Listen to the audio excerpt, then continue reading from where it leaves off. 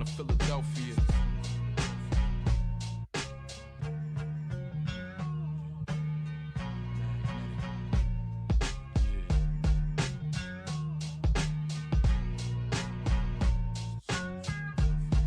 It's the sound of Philadelphia.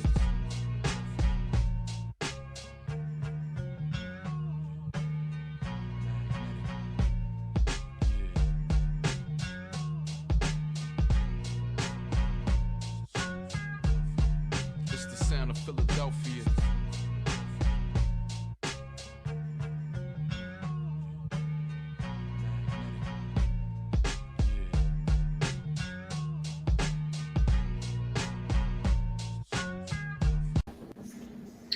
Hello, ladies and gentlemen, and welcome to the Philly Blunt. My name is Johnny Goodtimes.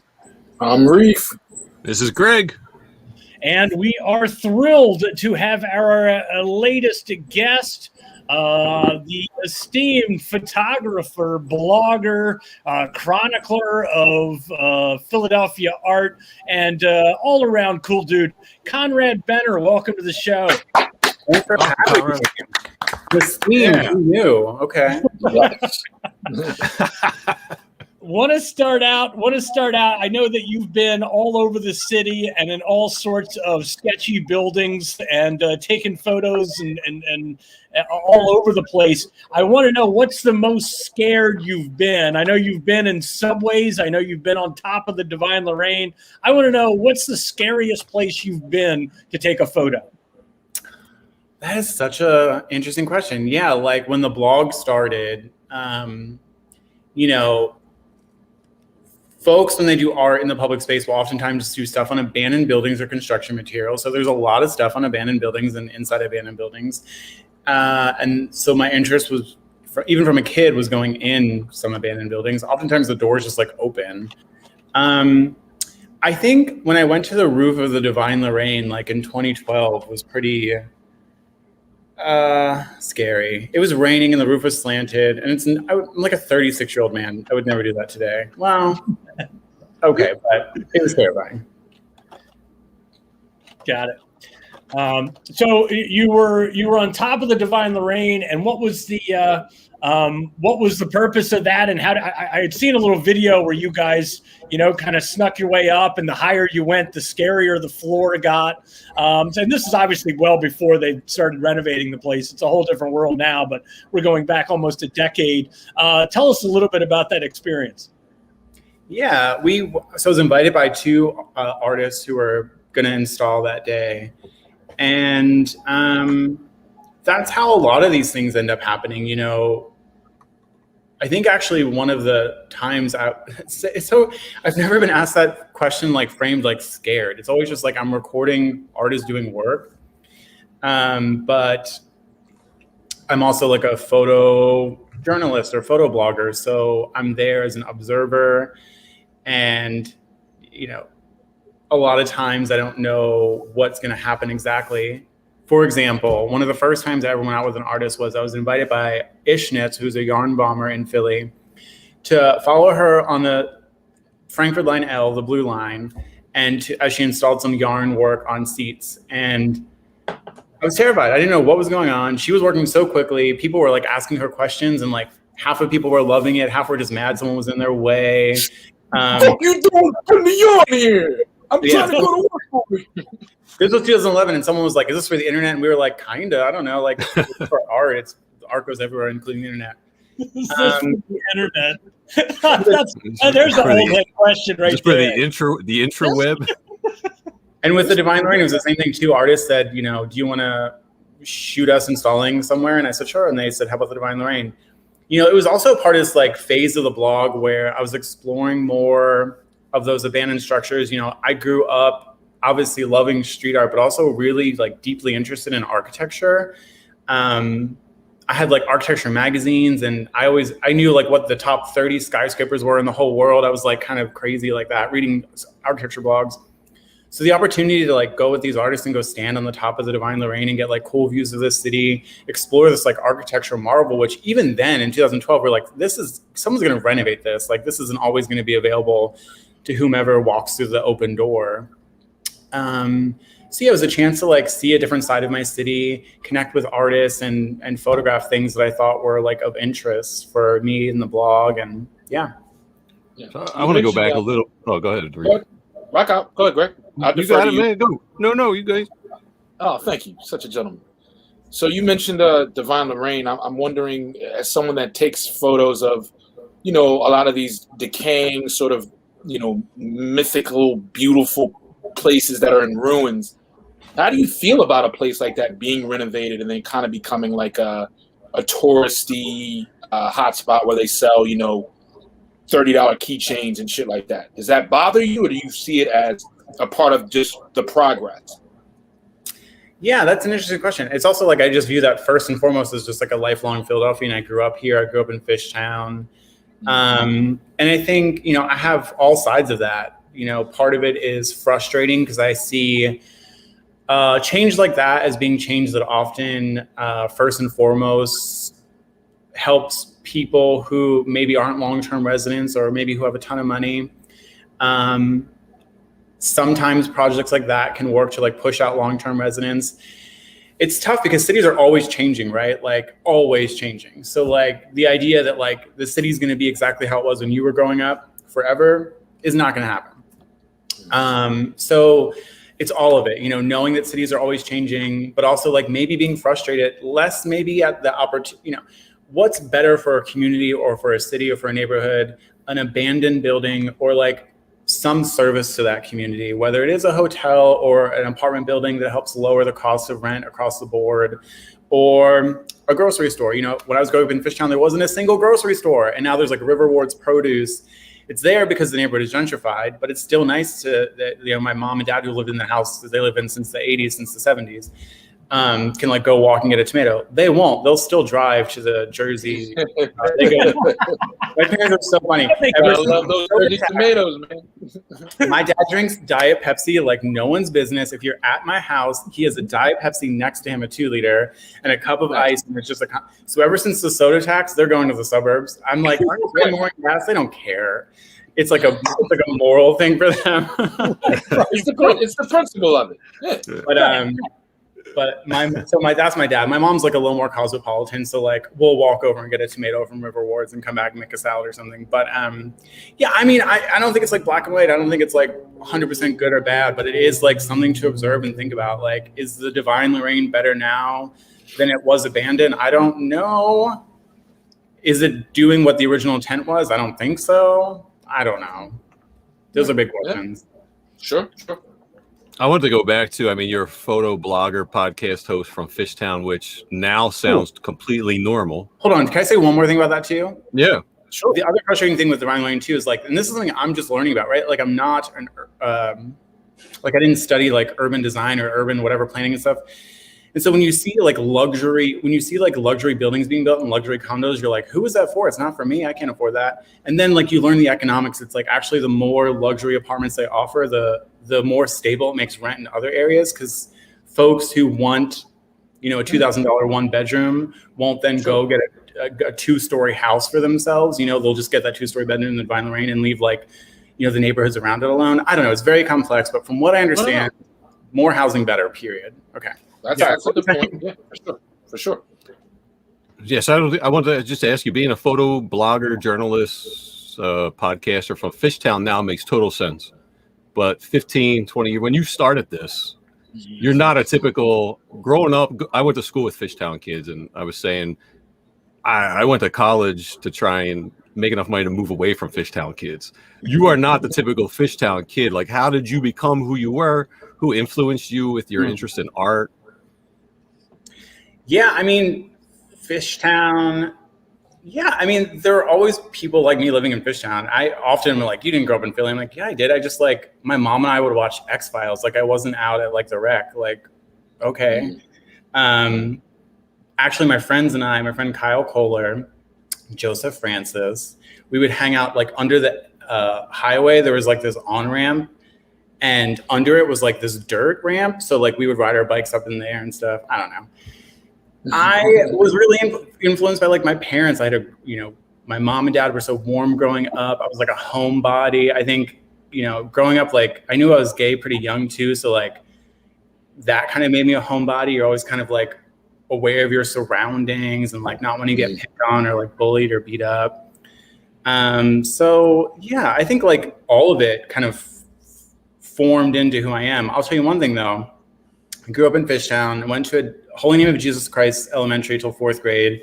Then my mom hated my 4th grade teacher, could not stand her. So then I went to Adair Elementary. And then after that, I went to Central. And when I went to Central, it was like the first time I was like regularly leaving my neighborhood. Philly's super segregated. People kind of stay in their neighborhoods. And going to Central was one of the best things I think I ever did. It put me on the subway every day. I got to go to different neighborhoods. I ended up working at Old Navy at the gallery. And spending more time like in Center City, because that's like what high school kids in Philly do, right? It's like you either go to South Street or you kind of roam Center City. There's not much to do when you're 16, 17. And then, yeah, when in my early 20s, I met a bunch of other like hipstery art people who were like, had recently graduated from like SCAD and Tyler and stuff. And I went with them to like art shows and learned about art through them. And then reflected back. Beer always makes me burpy, sorry. I reflected back on how like, I grew up in the mural capital of the world. Like art has always been around me. I've always loved murals and street art. And, connecting that like art world that I was being entered into in my early 20s with the fact that I grew up in a city that always valued art. I don't know, it just all kind of came together in my mid 20s. What is it about Central? Because everyone that I know that went to Central, they talk about it with fondness, which is rare for any high school, but it seems like that school was pretty awesome, huh? Well, so one thing it is a mostly academic school. So it's just like a bunch of like nerdy kids. It's also like one of the most diverse public high schools in Philly, which is great. As I mentioned, like Philly, like a lot of cities, like a lot of parts in this country is like more segregated now than probably we were during the civil rights movement of the 60s. So, the elementary schools I went to, for example, were like by and large predominantly white. And when I went to Central, it was like majority non-white. So, the diversity, the academics of it, and high school is just fun. It's on a hill, like in Albany. So like, I felt like I was in like a TV show, like on your lunch break, like outside on the hill, or you could risk it and run across the street and get a pizza, which you weren't allowed to do, but everyone did it anyway because they didn't care. Like none of us were in trouble.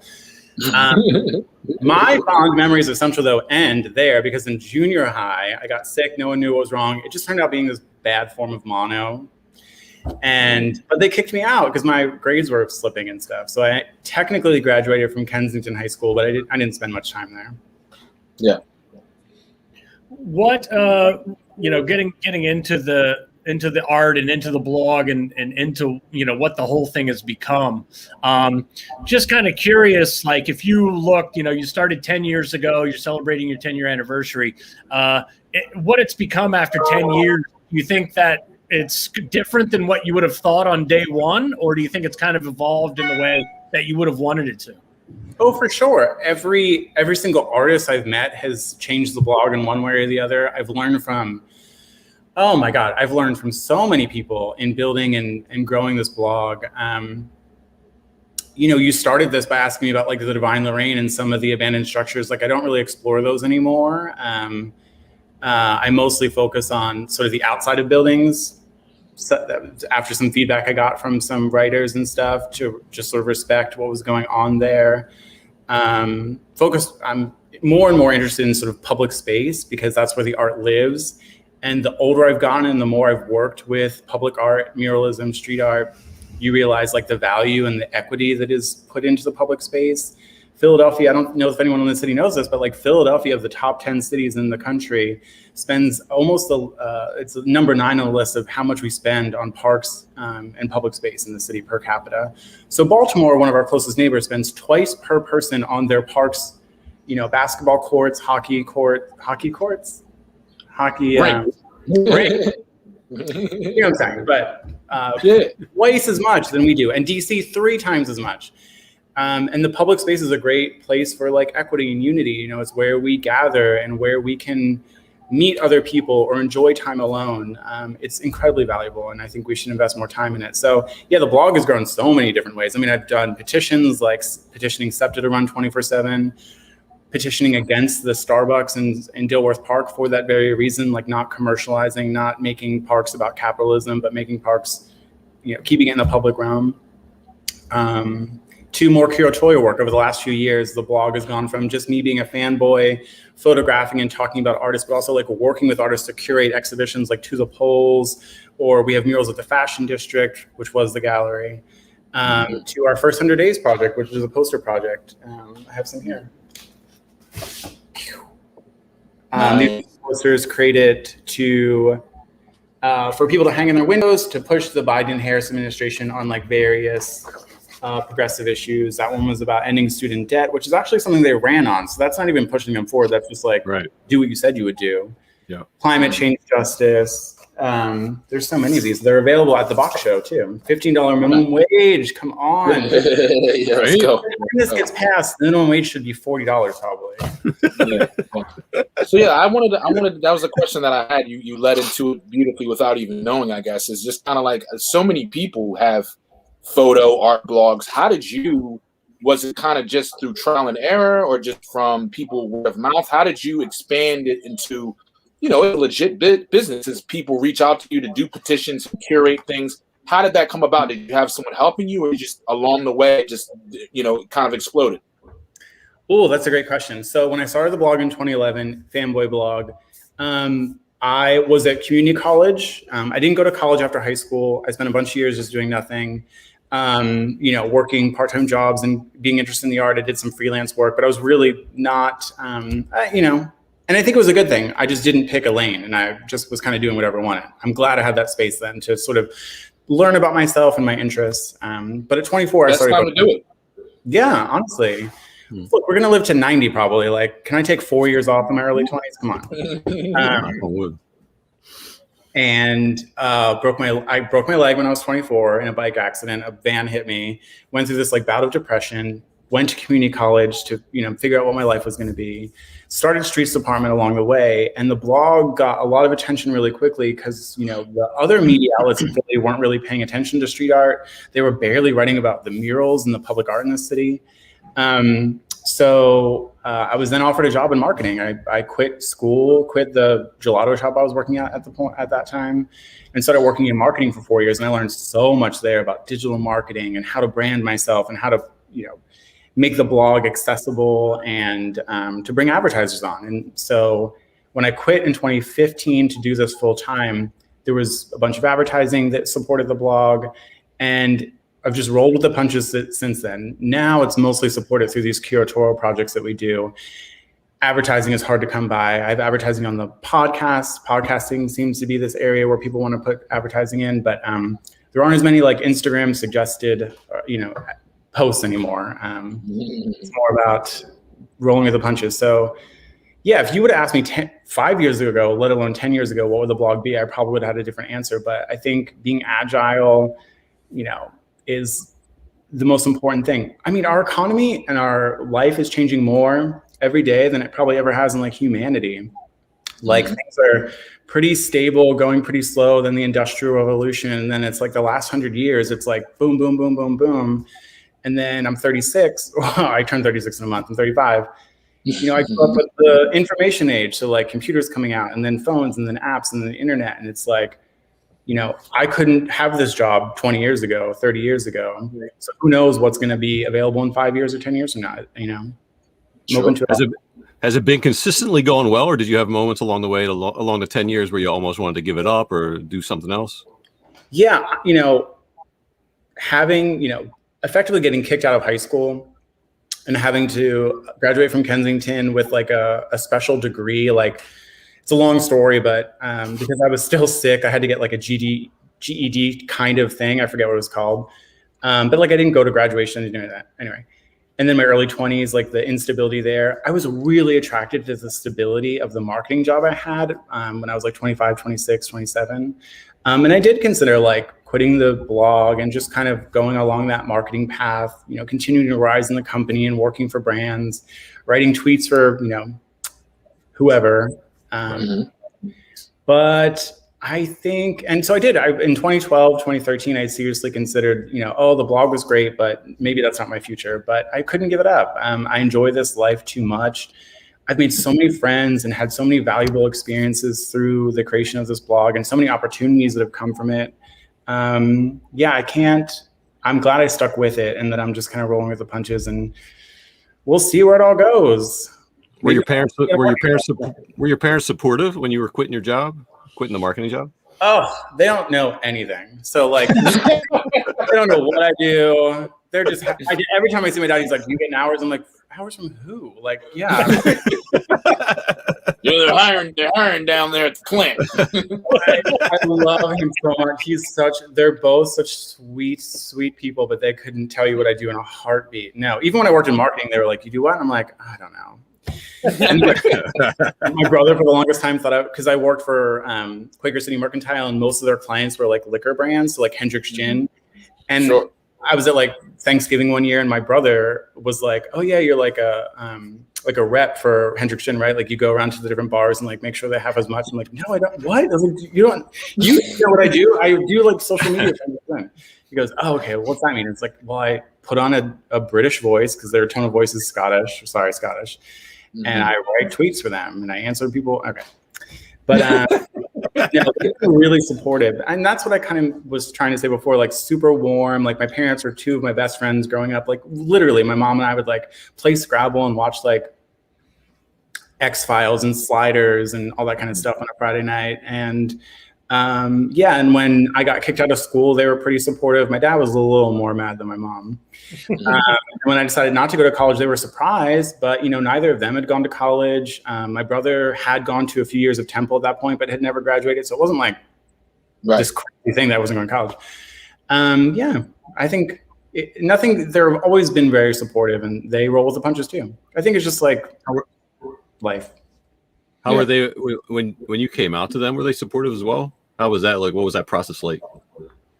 So it happened at different times. I told my mom. So I knew I was gay at 14. I grew up in the Catholic Church, and so like that was an experience to figure that out. But I knew it immediately, or like when I knew it. But I kept it a secret from my parents for years. I didn't tell my mom until I was 17. And I told her, at the end of I decided it's going to happen on Thursday. And my mom and I would have this routine where like we'd watch the news together, we'd like have snacks, and then we'd watch like, I think it was like reruns of Friends or Seinfeld or whatever would be on after that. And then she was like going to bed. I was like, I told myself I'd do it this day. Let me do it. And I told her like as she was like going up the stairs, and she goes, I know. I know. I mean, it was a very. I'm your mom. Yeah. I'm your mom, right? And she's like, can I go to bed? And I was like, yeah. And we hugged and kissed and all that stuff. But I didn't tell my dad until I was like 25. Actually, I told my dad after I'd broken up with like my first real long-term boyfriend. We'd been living together. And my dad, the sweetheart he is, he was like, I'll come help you move out. Because the breakup was fine, but it wasn't great. You know what breakup is. Right. So my dad actually came to where we were living. He thought we were roommates, helped me move out. And like during that process, I just started crying. And I was like, he's like, I know. And he's like, I love you no matter what. He's so like such a silly guy. Yeah. Nice. It's a shame that's like, something that we shouldn't be. It should be everyone's story, right? Like it should just kind of be like that for every kid. I would wish and hope, but unfortunately it's not. Times are changing, and like, times are changing. People are becoming more aware that this is just a part of it. Humanity's complex and beautiful, and like there's so many sides to it. Nothing's, Right. But it's still tough. And actually, on that note, there's an organization called Covenant House PA. Mm-hmm. If anyone's listening to this, go donate today, because there are kids, even to this day, who come out as trans or come out as queer to their parents, and they get kicked out and they're homeless. Sometimes they're in school, or oftentimes they're in school and or working, and they just have nowhere to go. They will crash on friends' couches if they can, or like find somewhere to go. But Covenant House is one of the few like youth-focused homeless shelters in the city. So go support them. They do incredible work, and they need so much more money. There's like 500 kids a year they have to turn away because they don't have enough funds. So go throw money right there. today. Yeah, one of the organizations that I do music therapy with, we work with Covenant House, and I mean, it's just some of those kids, man. It's like I want to take them home myself. You know, it's horrific. Just kind of like they've just kind of been thrown out into the streets, you know, for whatever reasons, whether it's mental health issues or who they love.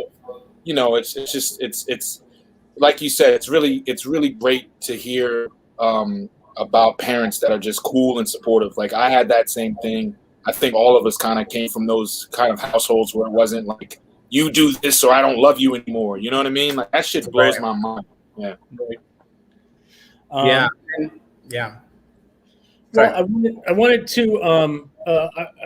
to, you know, because you obviously talk to a lot of artists, and you're obviously, you know, involved with, you know, a lot of graffiti artists and things like that. And I'm always just curious because, you know, for me, I grew up in a rural area, and like graffiti was always just like magical to me because I grew up in the middle of nowhere and there was no graffiti there. And like, I would see videos of Yo MTV Raps of all these guys in, you know, in front of graffiti walls and so forth. And I'm just wondering, like, what's your experience sort of hanging out, and like, what is that scene? Can you give us a little bit of a background? Cause it's still sort of underground, I think, to most people, even after all these years. Yeah. So this is a great time to like understand some of these terms a bit more. So like when you're talking about art in the public space, there's commissioned and non-commissioned. Commissioned stuff is like murals, monuments, public art. And on the non-commissioned side, there's graffiti and street art. It really all started with modern day graffiti, which started in the 60s here in Philadelphia and the Bronx. And Philadelphia was like folks like Cool Earl and Cornbread. I was gonna say he better mention Cornbread. Yeah. We interviewed Cornbread a while back. That was fun. He's incredible. And it was, you know, the modern day graffiti movement, because graffiti has always existed, right? There's examples of graffiti, what we might consider graffiti, like in ancient Egypt, right? Like, I think humans have always had this nature and this want to see themselves reflected in the public space and have their voices expressed in the public space. We see that now with social media, right? You can't post anything without, you know, your uncle from 3 families removed wanting to comment something, or, you know, everyone wants to feel heard and seen and have themselves reflected in the world, and particularly in the public space. But the modern day graffiti movement, like spray cans, bubble letters, in Philly, there's like the Wicket, started in the 60s, about 12 years after the invention of the spray can. That makes sense, right? Spray can makes it easier to do that sort of stuff, get in, get out. And then street art sort of evolved from that. So, you know, graffiti said, who owns the public space? Who owns these walls in the public space? Why can't I do something there, right? And graffiti was creating brands for themselves in a way, if you think about it that way, names and tags that became ubiquitous, and you'd see the same tag all over the place. It's also about like refining your craft, refining your art form, doing the same tag over and over and over again until it gets perfect, but it'll never be perfect because you'll always keep doing it to make it perfect. And street art kind of grew out from that, saying like, okay, yeah, I want some space in the public space too. I maybe don't have the ability to do stuff with a can, but I am an illustrator or a painter, and I can do stuff on paper, and we paste it to a wall. Or in Philly, there's a fantastic tradition of like hand-painted sticker art. Or, you know, more recently with like the internet, social media, artists are able to do things that are a bit riskier because they'll be able to photograph it, and the photos can go viral even if the installations don't last, like yarn bombing. Or in Philly, there's an artist named Kid Hazo. So I think this graffiti artists, graffiti writers, street artists are, you know, the modern day art movement. And I think they're some of the most innovative people out there right now. I think when 400 years from now, when they look back at the art movement of this time, some of those writers and artists will be the focus of who helped change art and push it into a more, you know, something I noticed a few years ago.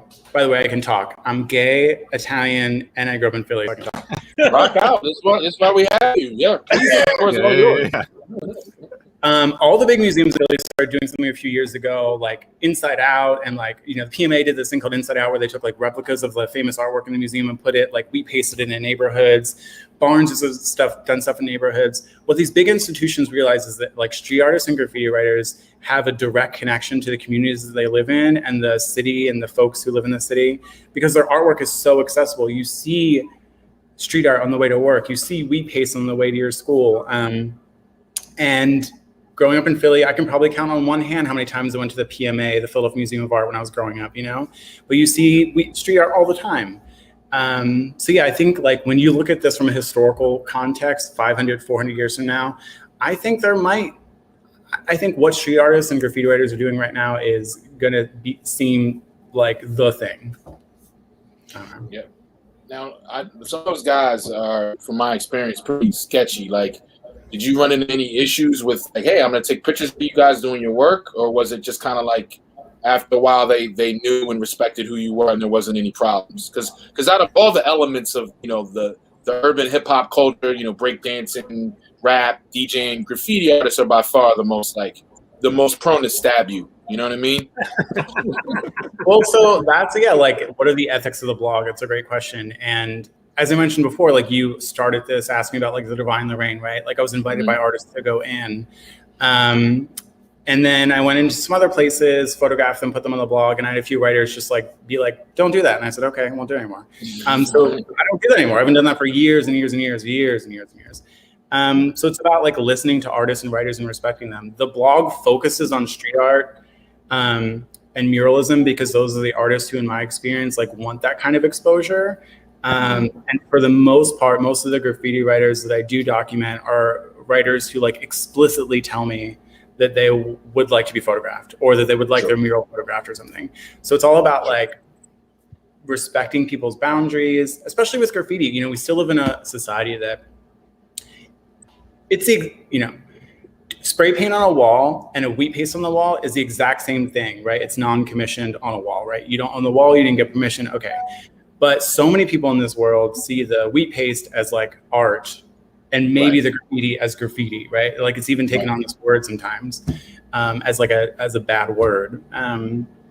So I understand why a lot of the graffiti writers just like do not want that kind of attention because it's still this really dangerous thing, unfortunately.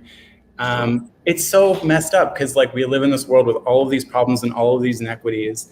Like someone using spray paint on an abandoned wall or on a construction wall, like what is that doing to the world? Nothing. If anything, it's just adding beauty and interest. I mean, Johnny Goodtimes, you mentioned that, like you found it an interesting part of like living in cities, seeing this sort of like art form on walls for free. It's interesting. So like all that's happening, but at the same time, you have global brands using graffiti aesthetics to sell their brands and more graffiti writers to do things. So we're in this weird nexus where like there is some portion of our population that has like thoughts and feelings about street art and graffiti, but also like some graffiti writers and street artists are making buck by like going and doing this stuff or like having shows or participating in gallery exhibitions. So, but go back to your ethics question. Yeah, like for the most part, if an artist doesn't want me to document them, I will not. And to go an even extra step, if they're not explicitly asking me to document them, I won't. Yeah. So a key rule to that too is if they don't have an easy to find Instagram, they probably don't want to be. Now, when it's like a wheat paster where like their @ symbols on there and they have a big cartel store and they have a podcast themselves, you're like, okay, this is also kind of marketing for them too. It's clearly you want the attention. So yeah. So it's about being attuned to all that and doing the best I can. You brought up Kid Hazo. So he did the giant parking tickets, right?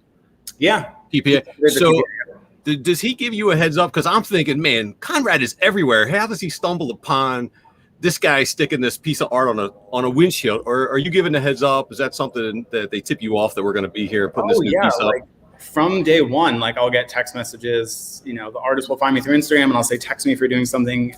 But in the case of Kid Hazo, he lives in that realm of like when he's doing something, he'll say like, I'm going to go install. Do you want to come shoot? I'll go, sure. What are you going to do? And he'll go, I'm not telling you. And I'll go, okay. And he'll pick me up that morning. We'll go to the installation site and I get to see the piece. He's like, do you like it? And I'm like, yeah, whoa, couldn't you just text me that last night? He's like, I want you to be surprised. So Kid Hazo and I have a very special relationship. He's been part of my life since 2013 and we met through the blog. Just one example of like one of many art. I mean, look, this is Aubrey Costello, who's now my studio mate, who I met. She was doing an install on South Street one time and she asked me to go out with her to shoot it. And I said, sure, your artwork's really interesting to me. I'd love to photograph it. And at the end, she's like, oh, do you want to get a beer and chat? Like, blah, blah, blah. And I was like, no, I'm going to go edit these photos. Bye. Like, I'm very and now she's like one of my best friends. So yeah, I think it's been a really great way to like not only grow the blog, but to grow me personally, like meeting all these folks. Yeah. Sure. Do you draw any distinction between graffiti and tagging in terms of? I'm curious as to what the differences are. And again, I'm coming at this from the outside. Like, like some guys just create these incredible, like, aesthetically beautiful, multicolored tags, and then some guys just write their name real quick with spray paint. And I don't know how much of that is like, oh, I want to get my name on the side of that building to like show that I'm the man, and how much of that's like I want to create a piece of art. And I just wanted to know if you could tell us a little bit about sort of the differences in terms of, are there points for danger? Are there points for the number of colors you use in a design and that kind of thing? Well, again, the blog focuses more on street art and muralism, but when you're talking about graffiti and tagging, I mean, they go hand in hand. You can't have one without the other. I think you're talking about like bigger like pieces, like wall pieces. Those just take more time. A lot of times they're on walls like around like 5th and Cecil B. Moore, where there's like de facto approval for it to happen. And that space is regulated by, you kind of go over either the oldest piece there, like if you want to do something new, you kind of go over the oldest piece there, or if someone visited from out of town and it's the oldest, you'll go over that. And there's a lot of spaces like that around the city that are like de facto like art galleries. And tagging, yeah, like the quicker sort of tags that you're talking about are, from what I understand, often like how some folks learn how to get into graffiti. You tag and tag and tag, you hone your skill with the can, and then maybe you move on to bigger stuff. But it's also just like they're one and the same. So like maybe you only have a few seconds to put something up, tag. Maybe you have some space and time and maybe even permission to do something on a wall to do a bigger piece. But yeah. What are the ethics with that and with murals and with all of the street art in terms of, like, because a lot of times it might be something that's on top of something else, whether it's graffiti or whether it's a sticker or whether it's anything else. Are there some unwritten rules of public art? Yeah, I mean, the number one rule is respect everyone else out there, no matter what they're doing. So you don't go over anyone's stuff, point blank, period, ever. That's the biggest rule, the first rule. Don't go over people's stuff. There are like special cases where there's like de facto free walls. Like there was one at like 5th and Bainbridge for a few years, 2 construction walls that met that like artists would go on all the time. And they were so heavily used that like, kind of like 5th and Cecil B. Moore, like if you wanted to go up in there, you kind of had to pick and choose where you went up. And you would just kind of pick the oldest piece there, the piece that was like tattered the most or the most like gone before you'd go up. But yeah, for the most part, you respect everyone else's space and you don't go over anyone. Yeah. Have you ever gone out with anyone that tags like high, like to the point where it's like you can see it from the highway type tags? Because I'm always fascinated by those where it's like literally like how they get up there, how they do it. I have not, no. Someone holding their legs, hanging them over the side of the roof. Yeah, Conrad said, fuck all that. I ain't doing all that. I think those are the folks who do not want to be on a blog, Right.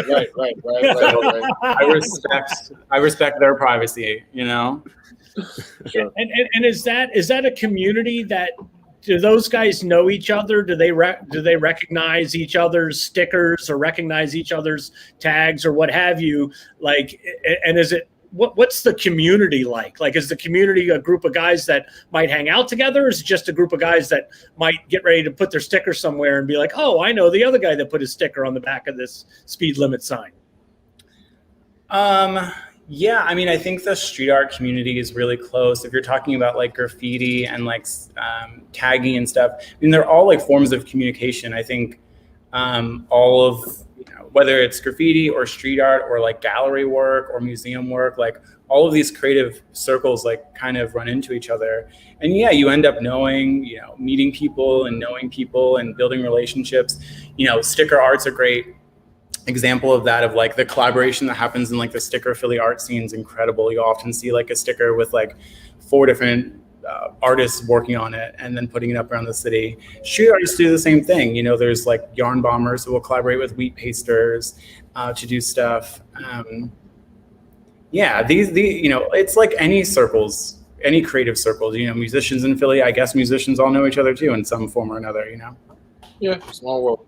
So Yeah, you posted recently about the South Street Leaning Tower of Pisa, and it's been there for like 20 years, I think you said. Mystery of all mysteries. Oh my gosh. Yeah. So you're not playing this up. This is not some on-brand thing you're doing. You really have no idea who did this or who's maintaining it. There's one thing you need to know about me. It's that I cannot tell a lie. I truly do not know. I would have spilled the beans by now. Well, if they would have allowed, I would have got. What is this thing we're talking about here? So it's on 5th Street, off between South Street and Lombard. There's like right at Gaskell, I think. Yes, there's yes, and there's this little like parking pole that like over the years, I don't know, at some point in time like started to lean, and someone painted the Leaning Tower of Pisa on it. I first noticed it probably, I don't know, I couldn't tell you the first time I noticed it, but the first time I photographed it was in 2013. I posted it to my Instagram, and this was back maybe when I had like 5,000 followers. It got like 500 likes, and I was like, whoa, the ratio on that is crazy. That's bananas. And it was the first photo I ever posted to get 500 likes, so it was like huge. People were talking about it on my work. They're like, whoa, you got 500 likes. And then, I posted about it. No, nothing came from it. The interesting thing about posting, so I'm posting it now because I'm doing this thing on Instagram where I'm kind of recapping the last 10 years in photos. And that one got 5,000 likes and a bunch of comments. People are trying to figure it out. Before that post on Instagram, I had heard that it had gone back to maybe the late 90s. Now people are saying maybe the early 90s. The best I can tell is that there are a number of comments saying that there was a pizza store there, like maybe Blackbird, and that the owners or the staff came out and painted it. The really interesting thing though is that it's being updated all the time by different people. So like, even if it was created originally by like Blackbird employees or whatever pizza shop was there employees, like the community loves it so much that they're refusing to let it go, you know, wait to the wayside. They're updating it all the time, constantly refreshing it. And the even more interesting thing is that I would imagine like that's not okay from the city. Like someone from the city should see that and want to fix it, like so that, I don't know, hurt a car or something or a person. Right. But the sidewalk has been changed a couple of times, at least once that I've seen photographed. And they keep the pole leaning. It's interesting. It's a landmark. I gotta go see this. That's awesome. I never heard of this. I never heard of this. Yarn bombing. I'm learning so much tonight, man. Like I'm on it. I'm not a square. Yeah, give us. We live in a city of like 4,000 murals, like something like 3,000 still stand. Mural Arts is made of 4,000 murals. We live in a city of murals, and something like this little Leaning Tower of Pisa, tiny little 3 foot thing blows people's minds. That's what I love about Philadelphia, because it blew my mind. I mean, I'm so excited about stuff like that, using the space, finding weird, quirky things like that. You know, right. I love it. Yeah, what are a couple of other weird, quirky things that people might even walk past and not even recognize? And obviously, you have an eye for that kind of thing. Yeah, I mean, well, walking past, there's this artist named Reed Beemore who lives in Baltimore but comes to Philly pretty frequently because there's a great street art scene in Baltimore, mural scene in Baltimore too. Because Baltimore is so close, there's a lot of like engagement and interaction between the artists there and here. And he'll come up pretty frequently. He'll do that thing too where he texts me and say, I just installed here, there, and another place. And he does wire installations. So there's these super thin wires that he molds into shapes. Oftentimes they're like whimsical. It'll be like a figure of like a girl swinging on a swing, and he'll hang them from like electrical wires in the city. So when he first started coming to Philly, he would DM me and be like, oh, it's at this intersection. And I'd get to the intersection and I'd DM him and be like, where? I don't see it. And he's like, just walk around. And you have to walk and your eyes have to catch it at the right spot. Because if you catch it when it's like this, it's invisible. But if you catch it like that, you'll start to see it a little bit. That's incredible. Yeah. So they're hung on like wires and like street signs and stuff. The city, whenever the city notices them, they rip them down, but the city hardly ever notices them. So there are some that have been up for like years. It's really interesting. How many of them are around town, do you think? Oof, right now, probably only like 3 or 4. I mean, COVID's changed the whole world. Everyone's, you know, it's harder to travel and stuff, but when he's here, he'll install a bunch and they're all over the place. Yeah, how has that changed? I mean, talking about, obviously we've lived through this extraordinary year. How has that changed public art? How has that changed the artists that you're familiar with and that you talk to on a regular basis? That's a great question. Well, we have a terrible mayor. I don't know if you've had that conversation with any other. We have a terrible, terrible, terrible mayor and a not great city council president. So we have next to no leadership in this city with almost zero vision. They can't seem to grasp or deal with this moment. I understand it's a historic moment, but they seem to be doing the very minimum. I don't even think this mayor wants to be mayor anymore. He's shut down. He's out a while ago. I'm almost on my beer. This is my fifth time's coming out. No, I don't like Mayor Kenny. I wish he would resign. And whatever. And I'm very excited about the next mayoral race because I think there's a lot of really awesome people, including some folks on city council who I think would be incredible at that leadership level. And so, when you ask me about the struggles of art right now, or where's art been during COVID, the first thing that comes to mind is almost immediately after COVID, we went through a budget reconciliation process where we had to set up the budget for this year, 2021, and the mayor decided to pull so much money from the arts, so much money. There's already so little that they give us, and he pulled so much. He pulled $20 million from parks. Where are people supposed to go during a pandemic? Parks are one of the few places we can go. You're going to pull $20 million from parks so that they can't keep their bathrooms open? Terrible, terrible, terrible mayor. Very little vision. Meanwhile, the police got to keep their entire budget, and then crossing guards moved over to another department. So, and he increased the police's budget by over $150 million in the last few years. So he could have just taken some of that money back and put it into the parks and into other things. But so the first real struggle was all of these grants and these opportunities started to fade away because the funding structures were starting to fade away. And at the same time, artists were expected to respond to the moment. Artists were hired by this city and hired by Mural Arts and hired by these other organizations to do COVID murals and to do COVID, wear your mask things for SEPTA buses and stuff. It's this weird dichotomy where they pulled all the money away from the arts and they expected the arts to do more. It's very upsetting. But artists are resilient. And, if we've learned anything through COVID, it's that how much do we rely on the arts, right? How much of this year have you spent listening to music and watching podcasts? I mean, I would consider this a creative field, what y'all are doing. This isn't math or science. You all are thinking creatively about these questions and who you interview and all that kind of stuff. Listening to podcasts, watching IG lives, watching movies, and seeing art on the street. One of the first projects I worked on after COVID started to happen was this project creating murals for the public space that were adjacent to hand washing stations. And they were for, housing insecure folks, unhoused folks, so that they could wash their hands and get information about COVID. If you don't have access to a phone or news, you might not know that standing 6 feet apart is one of the best things you can do right now. Washing your hands is one of the best things you can do right now. So bringing that news and information and access to hand washing stations to the public space with art was one of the first things we did. Things are better now, though. I think that all of these organizations have found themselves to be really resilient. We have council members like Isaiah Thomas who are working with community members in the arts world to figure out how do we move forward with a tighter budget, or how do we move money around to make space for the arts? This cities are their creative communities. They are their working communities. They are their working class. 10 rich people do not make a city, right? We are the city. How do you support us? Right. So, obviously you're clued in, you're smart, you're progressive, you've got a huge following. When you're running for office, you should be council person at large. It seems like. I don't know. I get that question a lot. And I think it's oh, I appreciate that's even an option. It would be really cool as someone who grew up here and who, I think I have vision, hopefully, and I have ideas about how these things should run. But it's also it's so many people are passionate about politics and are passionate about the communities that they come from, or passionate about whatever. So I view this from a couple of different places. One, how come when you're like young, you have an Instagram account and you talk about politics, are you automatically like, are you running for office? Because so many people are like that.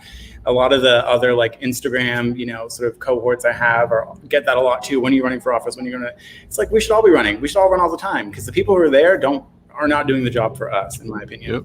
People like Mark Squilla, who's man, constantly messing up. Someone needs to replace him. Now, is it going to be me? I don't know. It does interest me, the idea of running for public office. I don't know if it's now or soon, but public service really interests me at some point. Who knows? I don't know when.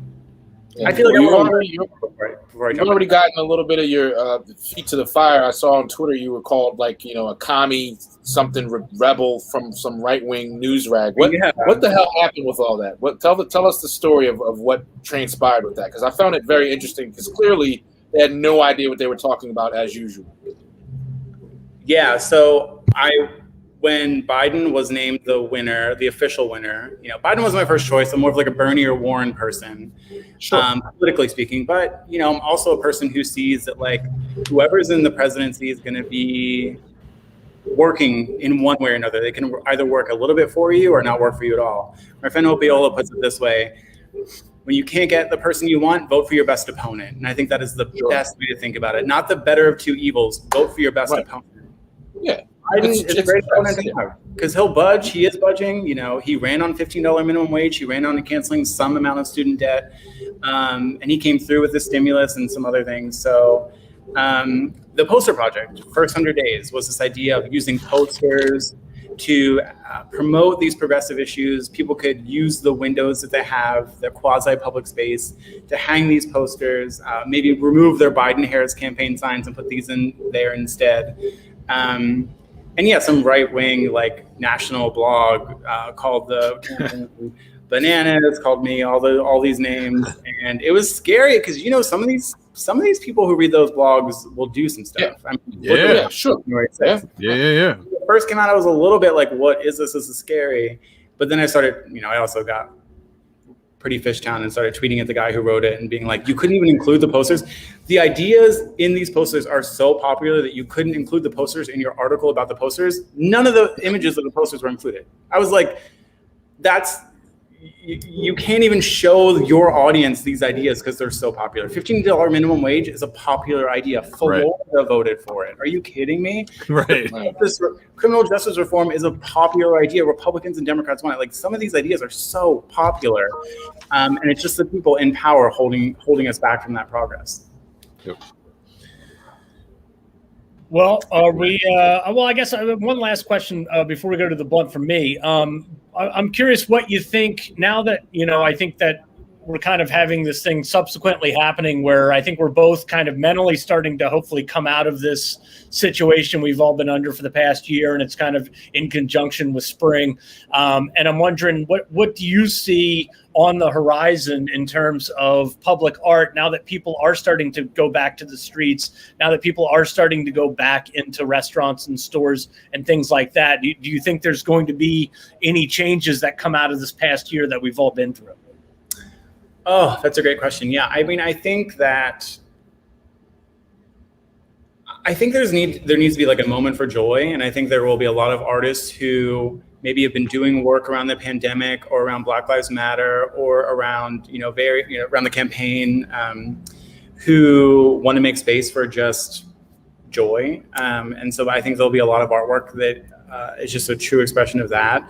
I think artists and creatives and humans, we need. We have to work, but then we have to rest, and we have to work, and we have to rest.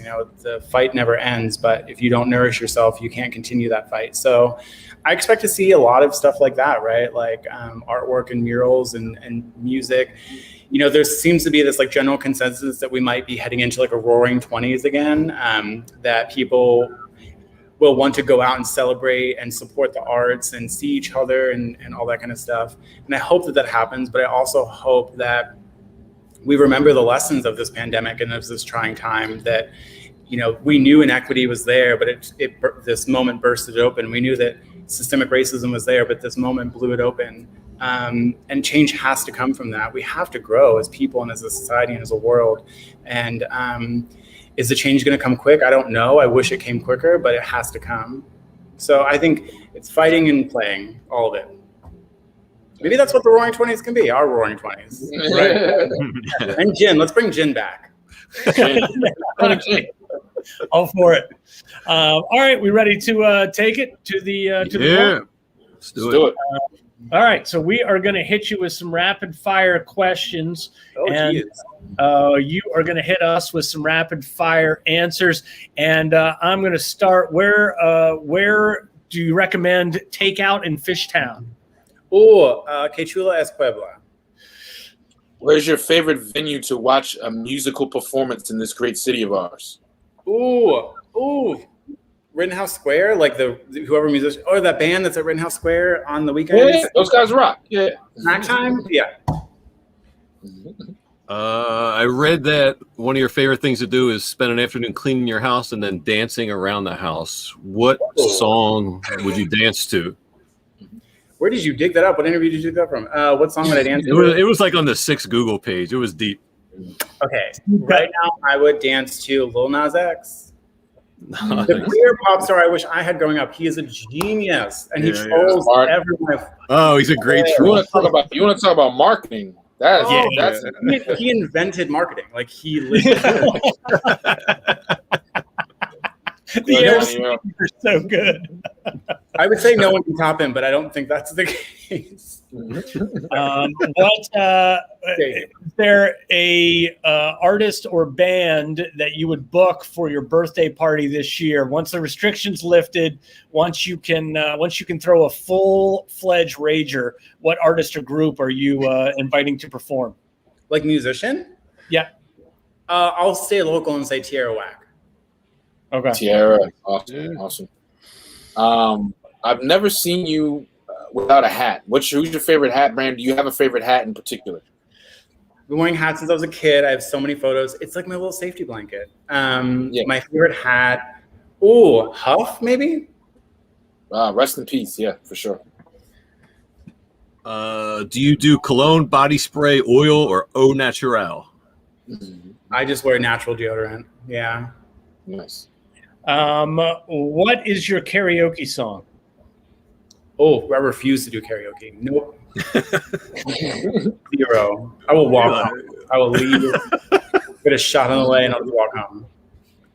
Best guest that you've had on your podcast thus far, and I don't mean best like it could have meant that the interview went off the rails, whatever. Like just your favorite interview that you did. God, I can answer that so many different ways. I really enjoyed talking with Igna Saffron about her career, what she thinks about specifically what she thinks about like architecture in the city. And we had this really great conversation about Independence Mall and how the city tore down all of this stuff to build postcard looking views. It was really interesting, something I didn't know. Okay. I think she hated us. Check that out. She didn't. She was not. She was like, "What are these 3 drunk weirdos?" Like, yeah. Which 11 o'clock local news do you watch if you have to? Come on, Greg. We're not talking to him. This guy's not 70. Come on, man. I'm looking for a Jim young guy here. I guess when I was a kid, we would watch Channel 10, to NBC. All right. Favorite, not favorite, but give us maybe 1 or 2 of your art Instagram blogs, Instagram pages we should be following. Okay. There's too many to name. So just give us a couple that you really enjoy. Yeah. Shanina Diana is this incredible artist who I recently worked with on a mural at the Fashion District. I would follow her. She does a lot of stuff around mental health. And she also celebrated a 10-year anniversary of this regular yearly annual exhibition she does called Embryo. And she's working on something that she'll be announcing soon that I know about, and I'm very excited for her. Max Swan, I don't know, a musician in Philly that I've been really wanting to have on my podcast lately. The sax man, yeah. But I saw him once at the Kimmel. My friend Aubrey, I hate events. It's like my thing. I hate events. I'd rather just be under the blankets at home. But my friend Aubrey Costello took me to the Kimmel Center once, and like they have these shows in the basement. This is not a fancy answer. And he was playing there, and I was like, whoa, live music. It's great. I should just see more live music. And I've been following him ever since. Yeah, Max is awesome.